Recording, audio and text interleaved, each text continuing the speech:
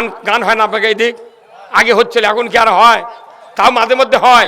গান করতে 4টা যন্ত্র লাগে, একটা লাগে হচ্ছে ঢোলক, একটা ঢোলক লাগে না? ঢোলক লাগে। ওই মাসির গীত দিয়ে তখন বাড়ি মারে ঢোলকের 2-4 দিন, তখন ঢোলক কয় গুডিং গুডিং, ওটা গুডিং গুডিং, ঢোলক কয় দুচুক দুচুক। হ্যাঁ, ঢোলক কি কয়? দুচুক দুচুক। আবার ওই কাঁসার 2টা থাল আছে, আর নাম হলো জুরি, এটা বাজায় একজন, তখন ইনকে করে বাজায়, কয় 3 জন 3 জন। এই দুজগত দিয়ে যাবি কয়জন? হ্যাঁ জোরগণ কয়জন? 3 জন। আর একতারা আছে, একতারা টান দেয় না, একতারা তখন কয় সেই 3 জন কে কে? 3 জন কে কে? এখন একটা শয়তানের বাক্স আছে দেখবেন, বাঁ হাত দিয়ে পাকা টানে, ডান হাত কলত দেয়। এই কতক্ষণ টাকা? এর নাম কি? দেখিছে বারে মরদের বয়স দেখিছে। এর নাম কি? আর হারমোনি বাঁ হাত দিয়ে টান দিচ্ছে, এক পাকা টান দিচ্ছে, আর এক আলিফের মধ্যে ওই বাঁশি ঠাইসে ধরছে এক লোক দিয়ে, তখন করছে ই, হারমোনিয়াম করছে ই, মানে কি যাই বাজাচ্ছে। 3 জন যে দুজগত যাবি তারই 1 নাম্বার যাই বাজাচ্ছে, আর 2 নাম্বার যাই বাজান শুনলো। 3 নাম্বার 3 আলিফের মধ্যে বলতেছে যারা বাজা নিল, যাই বাজালো, যারা শুনলো আর যারা বাজা নিল, এই 3 জনের বিপক্ষে ফতুয়া দিচ্ছে ঢোলক দুচুক দুচুক। হয় কাবা ঘরের সাথে, সে যদি রসুলের নেতৃত্ব শাসন মেনে না নিতে পারে, এর জীবনের কোনো ইবাদত কবুল হবে না। আগে নেওয়া লাগবে পক্ষ আল্লাহর, তারপর রসুলের শাসন নেতৃত্ব মেনে নিতে হবে, তাহলে আপনার জন্য জান্নাতের দরজা ওপেন। আর যদি মানে নিতে না পারেন, 7 দি ডোর, দরজা বন্ধ। এখন পক্ষে বিপক্ষের উপর বিচার হবে। কোরআন আল্লাহ পক্ষে আর বিপক্ষের কথা নাযিল করেছেন। সুদ হলো আল্লাহর বিপক্ষে, যাকাত হলো পক্ষে। আমাদের দেশে সুদ আছে? আছে না? তাহলে আমরা আল্লাহর বিপক্ষে গেছি। কতক্ষণ? এই 4 তালা টুই মার দিয়ে লাভ কি? পাঞ্জি গাছ দিয়ে লাভ কি? চাপা মারলে হবে না। কোরআন আর আপনার কথা এক হওয়া লাগবে, রসুলের আদর্শ আর আপনার আদর্শ এক হওয়া লাগবে। মরবেন, জান্নাতে যাবেন। আল্লাহ রসুল বলছেন মৃত্যু এমন একটা জিনিস, উপরে দুনিয়া, মৃত্যু হয় যখন দরজা দিয়া কবর ঢুকবেন, ওই পার দেওয়া জান্নাত। আর আমরা নামাজ নাই, রোজা নেই, আল্লাহ রসুলের পক্ষ নেওয়া নাই, করছে দিয়া করো, কেবলার দিয়ে করে কাজ করে থয় ভাবে। আচ্ছা, যে লোকটা নামাজ পড়েনি, রোজা করেনি, আল্লাহ রসুল ইসলাম মানেনি, এক কাজ করে সিমিট দিয়েও ঢালাই দিতে হয়, কি থাকবে? আল্লাহ জানে যে মুনকার নকির কষ্ট দেওয়া যাবে না, কারণ যারা আল্লাহর পক্ষের লোক, নামাজের পক্ষে, রসুলের আদর্শের পক্ষে, তারকেও কেবলা দিক করে থুলো। আল্লাহ কয়েন মুনকার নকির আসা পর্যন্ত কেবলার দিকে হয়ে থাকবি, ফেরেশতা ঢুকে তাদের বোঝে আল্লাহর পক্ষের লোক। আর যাই নামাজ পড়েনি, আল্লাহ রসুলের পক্ষে লাইনি, রসুলের আদর্শ মানেনি, এক যদি জিবরাইলও জানা কোথায় করে কবরত হয়, দাফন করার পর আল্লাহ ফেরেশতা দেয় ওই মানুষ পূব দিক করে থয়, ফেরেশতা এসে যাতে বোঝে ওই কায়দার বান্দা। কোনো টেনশন নাই, না যতই কাজ করে ঠোকা দিয়ে থাও না কেন, লাভ হবে না, আপনার পক্ষের উপর বিচার হবে।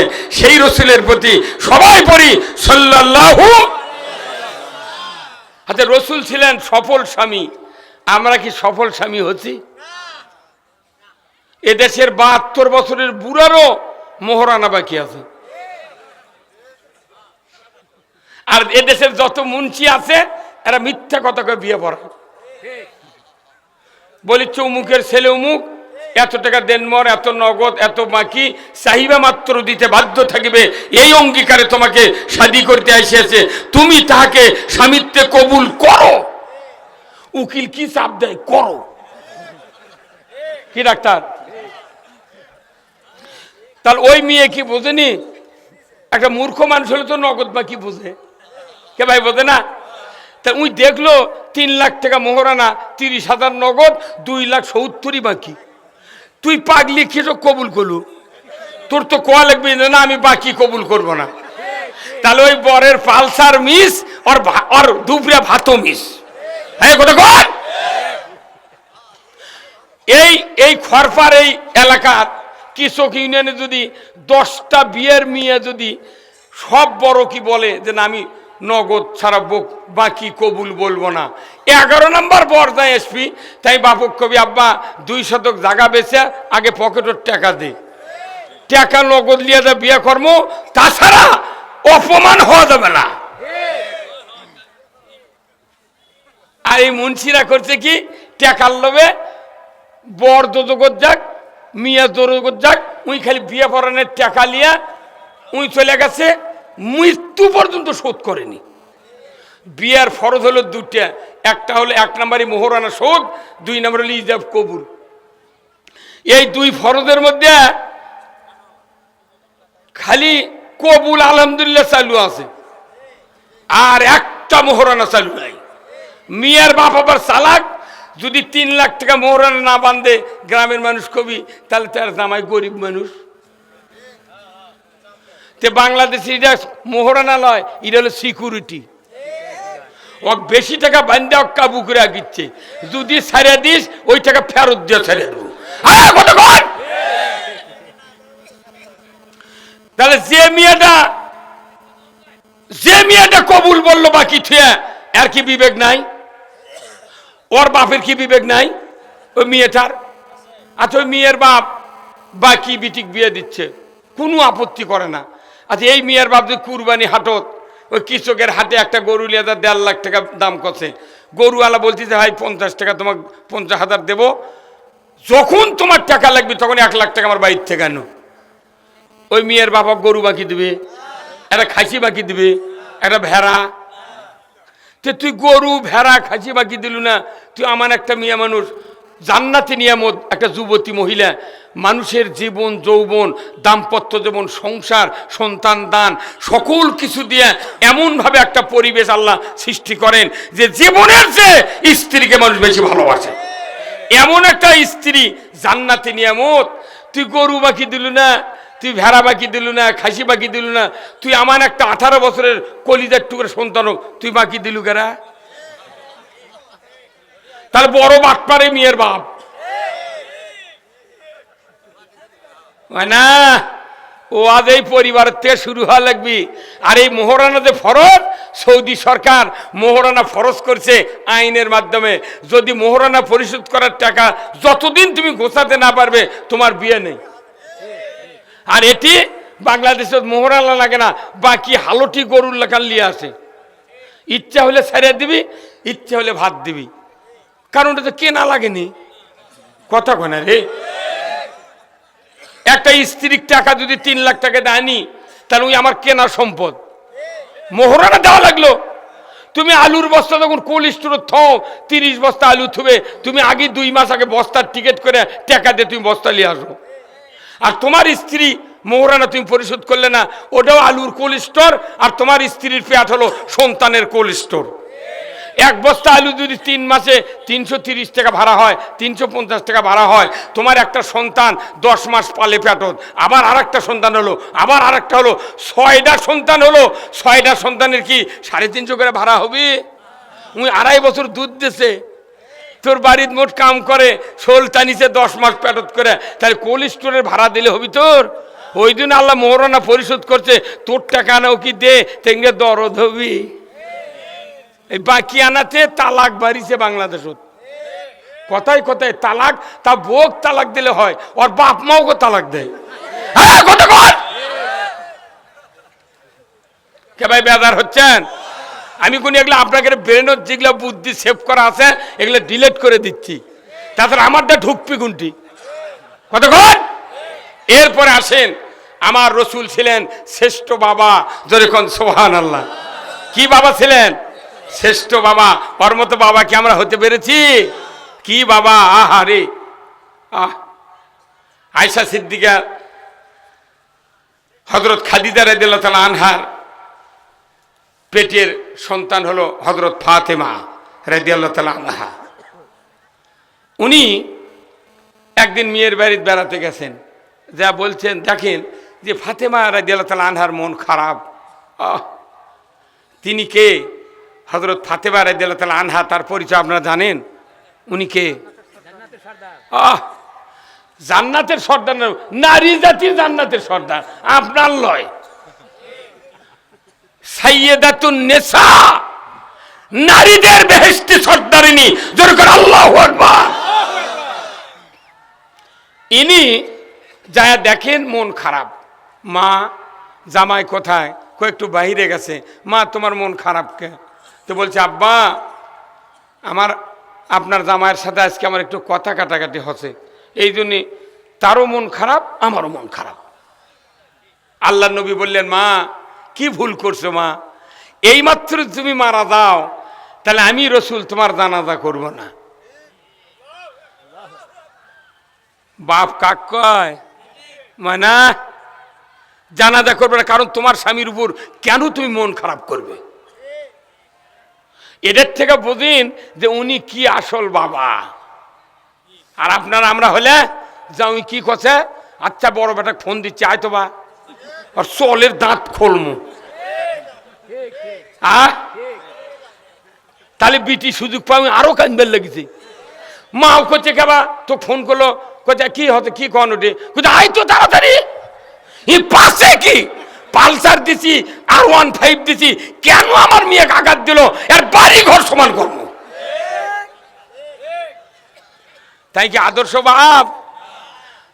উনি হলেন এমন একজন মসজিদের ইমাম। ভাই ওখানে যে লাগরদলা খেলাচ্ছে, এই বুদ্ধি কে দিছে? বন্ধ করে দেন, লাগরদলি চেন কাটে দেন। হ্যাঁ লাগরদলি, তুই এখন গাড়ি বন্ধ কর, তোর বাটাম ফাটাম আমি গেলে। অনেক সাউন্ড হচ্ছে, কি ভাই হচ্ছে না? যে কজন লোক আছে শেষ পর্যন্ত থাকবেন।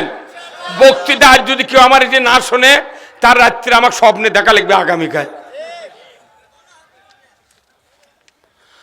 রসুল এমন মসজিদের ইমাম ছিলেন যে মসজিদে 1 রাকাত নামাজ পড়লে কিয়ামত পর্যন্ত 50,000 রাকাতের সওয়াব। এমন একটা মসজিদ কি আমাদের আছে? আমাদের মসজিদে নামাজ পড়লে 27 গুণ সওয়াব হতেও পারে। 27 গুণ সওয়াব নিতে টুপি লাগবি, দাড়ি লাগবি, পাগড়ি লাগবি, নেস পোশাক লাগবি, অজু ভালো হওয়া লাগবি, শরীর পাক হওয়া লাগবি। শরীর পাক করতে গেলে খালি সাবান লাগালে হবে না, ভেতরে সুদের টাকা যে দই মিষ্টি থাকে সেগুলো লাড়ি চিরিয়া বার করে ধুইয়া রোদ দিয়ে শুকিয়ে আবার খাও শুকালে পেটের মধ্যে দিয়ে আবার জুম্মা দেওয়া লাগবে। এই কথা কয়। 1 নম্বর হলো শরীর পাক। শরীরের মধ্যে ভুঁড়ির মধ্যেই খারাপ, আমি উপরে সাবান দিয়ে কি করবো? কত কোনে পারে? তাহলে আল্লাহ রসুল বলছেন 27 গুণ সওয়াব হবে। তারপরে নাই নামাজ সব শুদ্ধ হলো, কিন্তু যতগুলো মানুষ বাংলাদেশে নামাজ পড়তেছি, আপনাদের এখানে নাই, আমার ইউনিয়নে আছে, এমন কোনো গ্রাম নাই 15.5 বাড়ির কিস্তির টাকা লোন নাই। সুদে করে কিস্তির টাকা লিয়া ওই 3 তলা টুপি লিয়ে জুম্মত করছে, আল্লাহু আকবার। কি ভাই কি সুদ খাওয়া হারাম না হালাল? তে কে কত সুদ হালাল? তে এইটা তো চলিচ্ছা। একটা মুন্সি তো প্রতিবাদ করে না, খালি করলে যারা ইসলাম কায়েম করে চায় ওরা না প্রতিবাদ করে, তখন কয় যে দেরি কর, ক্ষমতার যায় তো টাকা দিতে কি করা লাগে আমি দেন। এই কথা কোন টাকা? তাহলে আমিন করলো, ইমাম দোয়া করছে রব্বানা আতিনা ফিদ দুনিয়া হাসানা, আর 5 কিস্তির পার্টি যারা আমরা আছি পাশে থেকে করছি আমিন। তাহলে গরিব মানুষ কি অপরাধ করছে? ওর খাওয়া পড়ার গ্যারান্টি নেই, কেনই কিস্তি নিবি? ওর কিস্তি বন্ধ করার দায়িত্ব সরকারের। এখন যারা কিস্তি লিছে ওর কে কথা শুনে যারা জমিওয়ালা লোক তারা করছে আমরা বাঁচি যাবা, কিস্তি লি না, তুই আরো বেশি সুদ দিস। 10 বছর হলে 40 বিঘা জমির খাজনা বাকি, কাছারিত গেছে দিবে আর লাইভ কথা আগে সুদ দে। এই কথা কয়। তাহলে জমিওয়ালা সুদ দিল কাছারিত, আর এরা কিস্তি দিল ঠাঙ্গা মারা। কথা কয় না কেন? আবার যারা বড় বড় ব্যবসায়ী, ভাটার মালিক, যারা বড় বড় ফিড মিলের মালিক, এরা আবার 1 কোটি 10 কোটি করে সিসি লোন করছে। এরা করছে আমাকে কোনো সমস্যা নেই, জমি নাই, খাজনা দেওয়া লাগে না, আমাকে টেনশন নাই, কিস্তি নাই। তে তুই সিসি লিচু ওর সুদ কি তোর বাপে দেয়? ওরা বলো না। এরপরে যারা হাজি বক্তা আমরা আছি, কারেন্টের ব্যবহার করি, দেখা যাচ্ছে 2 মাস কারেন্টের বিল বন্ধ, তখন কারেন্টের ওই আপনার পল্লী বিদ্যুতের করছে বিলম্ব মাসুল সহ। আবার আরেকজন করছে আপনার বিল বাকি পড়ছে, ফাইন দেওয়া লাগবে। তুই ইংরেজি করছি গা, ফাইন করছি গা, সুদ করতে ওটা কি হচ্ছে তোর? উনি আবার লিখেছে বিলম্ব মাসুল, সুদের নাম থসে বিলম্ব মাসুল, ইংলিশে ফাইন, বাংলায় হলো সুদ। জবের মারা না রাজনীতিবিদ হচ্ছু না, দেশের মানুষ সুদের মধ্যে হাবুডুবু খাচ্ছে, কোনো আলাপ নাই, সংসদে দেখালি কিলাকিলি ঢেলা ঢেলি। একজন মানুষ তাম পৃথিবীর অর্ধেক শাসন করেছেন, বাঘের মতো পুরুষ হযরত উমর ফারুক রাদিয়াল্লাহু তাআলা আনহু। এক মানুষ শাসন করছে পৃথিবীর অর্ধেক। মানুষ রাত্রে নীরবে ঘুমাচ্ছে, একাই পাহারা দিচ্ছে, দুনিয়ার কোনো বডিগার্ড লাগে নাই। আর আমাকে 400 জন করে বডিগার্ড, তারপরে এসে পুলিশ ডাকে বোমা টোমা মারিছে নাকি, এই কথা কোন না। আমাকে আইন নাই, নিরাপত্তা নাই, কোনো বক্তৃতা দিয়ে কাজ হবে না। আমাকে যে বক্তৃতা চলতেছে এরা ইসলামের ক্ষতি করার জন্য বক্তৃতা চলছে। ইসলাম হলো জীবন ব্যবস্থা, নামাজ এক জিনিস, ইসলাম আর এক জিনিস। বাংলাদেশে নয়, সারা পৃথিবীতে যত আল্লাহর ইবাদত আছে তার ভেতরে সবচেয়ে বড় ইবাদত হলো ইসলামকে মেনে নেওয়া। ইসলাম যদি মেনে নিতে না পারি, আমার কোন ইবাদত আল্লাহর দরবারে কবুল হবে না। গোল্ডেন পেনের সিগনেচার দিয়ে দেবো, যত বড় মুফতি হোক, কামেল পাস হোক, টাইটেল হোক, আর যত বড় রাজনীতিবিদ হোক, গোল্ডেন পেনের সিগনেচার, একটু ইবাদত কবুল হবে না। মানাই রাজ্যকে বক্তৃতা করে কি, রোজার মধ্যে না খায় থেকে লাভ কি, অজু করা ঠান্ডা পানির মধ্যে নামাজ পড়ে লাভ কি, সব গোল্লায় যদি যায় তাহলে আমার সব বাদ দিয়ে আগে ইসলাম বিজয় করা লাগবে। কেবা কি কথা খারাপ করলাম? এই যে ভাই অস্ট্রেলিয়ার থাকেন, অস্ট্রেলিয়ার জানতো কোনো রাস্তা অপরিষ্কার নাই, কোনো ছেঁচড়ামি নাই, গোয়েন্দাগিরি নাই, চকুলখুরি নাই, কোনো অন্যায় নাই, রাস্তার জিনিস পড়ে থাকবে, গাড়ি যদি অ্যাক্সিডেন্ট হয় 5 মিনিটের মধ্যে ধরে ফেল দিবি। হ্যাঁ, আর আমাকে রেখি গুলি করে মানুষ মারে থেকে গেছে, ওই মিছেই করছে আমি ভারত দেশি। তো গেল কুমিন্দারা, হ্যাঁ কুমিন্দা গেল, হ্যাঁ কথা কন। বিএনপি জামাত বসে থেকে এরা মিটিং করলি, কয় গোপন তথ্যের ভিত্তিতে আমরা জানতে পেরে গ্রেপ্তার করেছি জিহাদি বই সহ, আর ককটেল বানানোর সরঞ্জামাদি সহ, আর গান পাউডার সহ। এখন পয়মাল হচ্ছে ছিল, স্বপ্নে মামলা দিলু, আর এখন একটু ধরে পারছো না গা। হ্যাঁ কথা কন। দেশ 5 মিনিটে শান্তি হবে যদি এই দেশে কোরআনের বিধান কায়েম হয়। এই দেশে কোরআনের বিধান কায়েম হোক, আপনারা কি চান? কারা কারা চান? দুহাত তুলে আল্লাহকে দেখান। নারায়ে তাকবীর। কে ক্ষমতায় যাবি যাক, আমরা যাব না। খালি কোরআন দিয়ে দেশ চালা, একবার পিএস দিয়ে ফান থেকে শুয়ে পড়বো, আজরাইল এসে ডাক দিলে কম সালাম আলাইকুম জানলিয়ে জানতো কি ভাই? আমরা চাই ইসলাম, আমরা ক্ষমতার যাতে চাইবো না। আমাকে সব দেখা শেয়ার, সুদের চোটে মানুষ মরিচ্ছে, বেপর্দা, চুরি, জেনা, ছিনতাই, সিন্ডিকেট দিয়ে সব শেষ।